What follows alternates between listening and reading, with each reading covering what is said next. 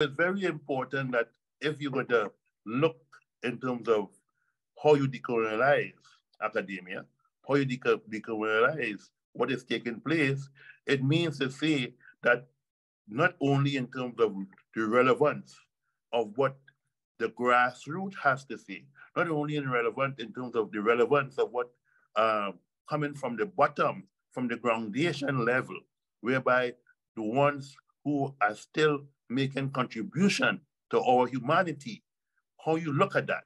So you're not like you brush that person off because they did not go and have a PhD or a master's or whatever.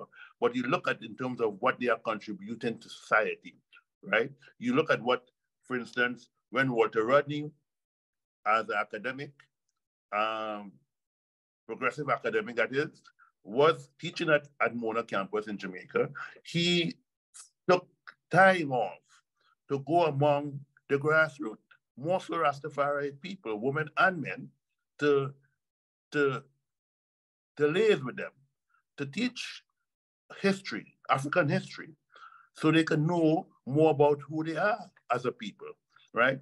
But the relevance of decolonizing academia comes because what comes out of academic and the academia is very important because we so much the outside world, the masses, we listen to what the academics have to say.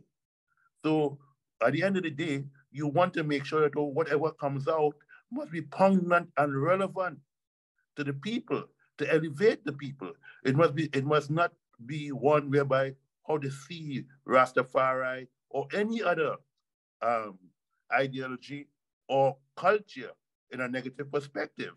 For instance, when we look at how we write about how what is written about um, African people who came to the West um, as as slaves or prisoners of war because they were captured, how you look at that history and who writes about the history, right? When you look at who writes about the history and then how the history is tinted. So no one looks in terms of the rebellion that was taking place in the plantation.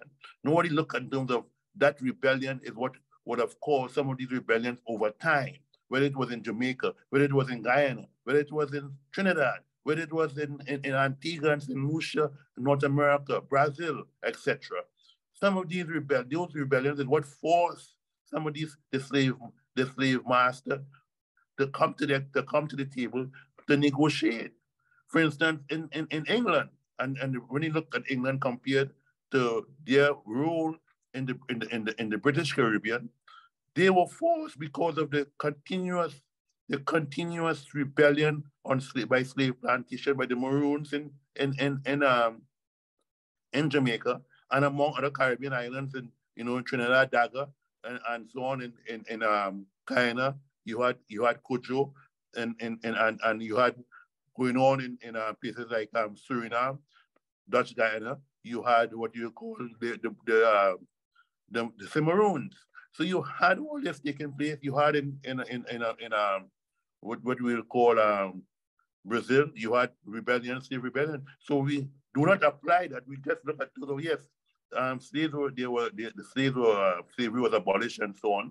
But we do not look in terms of the part and the role and the progressive role and played by those who were the creators, who were the creators of the slave trade, and those who became slaves or who were captured and brought here as prisoners of war to these parts of the world. So it's the same thing in terms of Rastafari.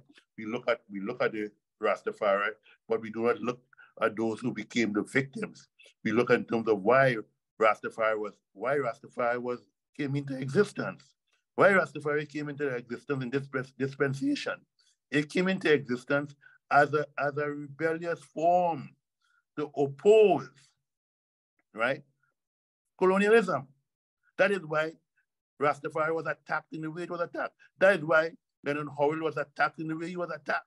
That's why he went to prison. That's why he was put in a mental asylum, because of how he looked at Rasta, how he took Rastafari came and they say we no longer want to worship and serve King George V, but we want to serve and hold on to the Black King, who was now crowned and coronated in 1930. Here it is. Here comes Haile Selassie I and Empress Menen, the Alpha and Omega. And that is where we must look from that perspective, the perspective of breaking down colonialism and now neocolonialism. And then that same thing must also take place and be advanced in the institution of learning, no matter where. Whether it's Oxford, Cambridge, Harvard, Yale, University of Vienna, wherever, even amongst us in social crew. That struggle must take place within the ambits of I&I, just to make sure that the struggle and those who struggle and build, they must be raised to the level to understand that this is Rastafari came to break down neo-colonialism. It came to break down colonialism. And that is why up to today, those who brought the slaves, the British who was responsible for slavery in the Caribbean, the kings and the queen, they are still not coming forward to say that we are going to pay reparation for the deeds and the wrongfulness that they have done to the African people coming to the Caribbean, bringing them to North America, etc., etc. Give thanks.